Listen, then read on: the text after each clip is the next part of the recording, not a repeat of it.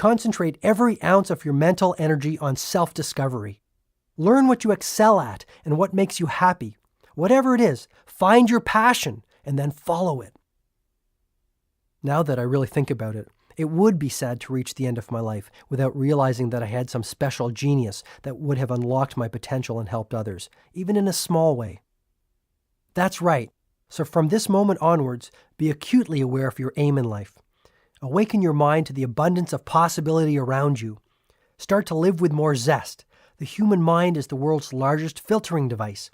When you decide to start concentrating your mind on your life's main aims, your mind starts to filter out the unimportant and focus only on the important. To tell you the truth, I think it's about time I discovered my purpose, I said. Don't get me wrong, there are a lot of great things in my life, but it isn't as rewarding as I think it could be. How does that make you feel? Depressed, I offered with total honesty. I know I have talent. Actually, I was one heck of a good artist when I was younger. When I painted, I was in heaven. I lost track of time when I was in the studio painting. I would get lost in the canvas. It was almost as if I transcended time and moved into another dimension. John, this is the power of concentrating your mind on a pursuit that you love. Maybe your dharma is to brighten the world with lovely scenes. At least start spending a little time painting every day. How about applying this philosophy to things less esoteric than changing my life? Let's say one of my aims was to drop the spare tire I am carrying around my waist. Where would I start? Julian told me that the sages of Savannah had created a 5-step method to reach their objectives and fulfill the purposes of their lives. The first step was to form a clear mental picture of the outcome. If this was to lose weight, every morning, just after I woke up, I was to envision myself as a lean, fit person, full of vitality and boundless energy. Step 2 was to get some positive pressure on myself. Pressure can inspire you to achieve great ends. People generally achieve magnificent things when they are forced to tap into the wellspring of human potential that lies within them. How can I create this positive pressure on myself? I asked, now thinking about the possibilities of applying this method to everything from getting up earlier to being a more patient and loving father. One of the best is the public pledge. Tell everyone you know you will lose the excess weight or whatever your goal might be. Once you make your goal known to the world, there will instantly be pressure on you to work towards its fulfillment, since no one likes to look like a failure. When you train your mind to associate pleasure with good habits and punishment with bad ones, your weaknesses will quickly fall by the wayside. You said there were 5 steps to follow to make my desires come true, I said impatiently. What are the remaining 3? Yes, John. The 3rd step is a simple one. Never set a goal without attaching a timeline to it. To breathe life into a goal, you must have a precise deadline. Remember that a goal that is not committed to paper is no goal at all. Go out and buy a journal. A cheap coil notepad will do. Call this your dream book and fill it with all your desires, objectives, and dreams. Get to know yourself and what you are all about. Don't I already know myself? Most people don't. The Chinese define image in these terms. There are 3 mirrors that form a person's reflection. The first is how you see yourself. The second is how others see you. And the 3rd mirror reflects the truth. Know yourself, John. Know the truth. Divide your dream book into separate sections for goals relating to the different areas of your life. For example, you might have sections for your physical fitness goals, your financial goals, your personal empowerment goals, your relationship and social goals, and perhaps most importantly, your spiritual goals. Hey, that sounds like fun. I've never thought about doing something as creative as that for myself, I said. Another particularly effective technique is to fill your dream book with pictures of the things you desire and images of people who have cultivated the abilities, talents, and qualities that you hope to emulate. If you want to lose weight and be in outstanding physical shape, paste a picture of a marathon runner or an elite athlete in your dream book. If you want to be the world's finest husband, clip out a picture of someone who represents this, perhaps your father, and put it in your journal in the relationship section.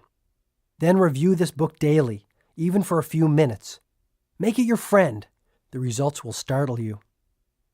My wife would love to have a dream book. She'd probably fill it with pictures of me without my notorious belly. It's really not that big, Julian suggested in a consoling tone. Then why does Jenny call me Mr. Donut? I said, breaking into a broad smile. Julian started to laugh. I had to follow. Soon the two of us were howling on the floor. I guess if you can't laugh at yourself, who can you laugh at? I said, still giggling. Very true, my friend. When I was chained to my former lifestyle, one of the main problems was that I took life far too seriously. Now I am much more playful and childlike. I enjoy all of life's gifts, no matter how small they are. But I have digressed. Once you have formed a clear mental picture of your outcome, created a little pressure behind it, set a deadline, and committed it to paper, the next step is to apply what Yogi Raman called the magic rule of 21. The learned men and women of his world believed that for a new behavior to crystallize into a habit, one had to perform the new activity for 21 days in a row. What's so special about 21 days? The only way to permanently install a new habit is to direct so much energy towards it that the old one slips away like an unwelcome house guest. The installation is generally complete in about 21 days, the time it takes to create a new neural pathway. Say I wanted to start practicing the heart of the rose technique to erase the worry habit and live at a more peaceful pace. Do I have to do it at the same time every day? Good question. The only reason to do something is because you want to and because you know it is the right thing for you to do. My suggestion is that you try the heart of the rose method at the same time every day and in the same place every day. There is tremendous power in a ritual. When you insert any activity into your routine by doing it the same way at the same time every day, it quickly grows into a habit. Soon you will be performing the new habit with the same ease that you feel while brushing your teeth. And the final step for attaining goals and advancing along the path of purpose, I wondered?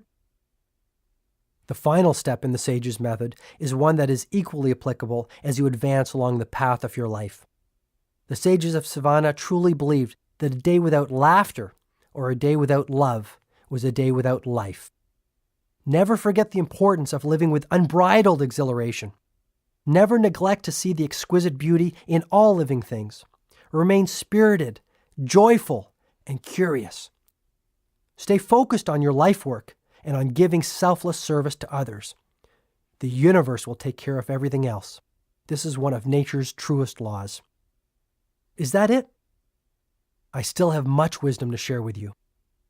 Are you tired? Not in the least. Actually, I feel pretty pumped up. You're quite the motivator, Julian.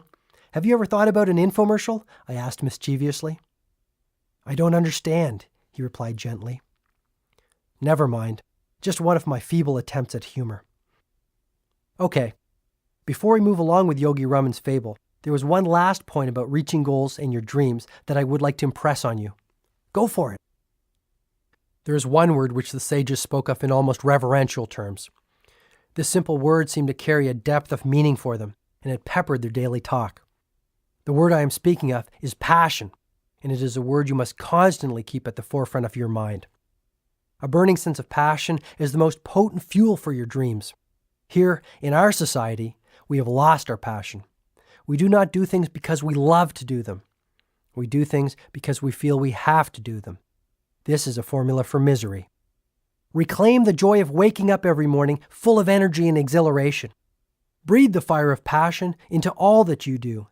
You will quickly reap great material as well as spiritual rewards. You make it sound so easy. It is.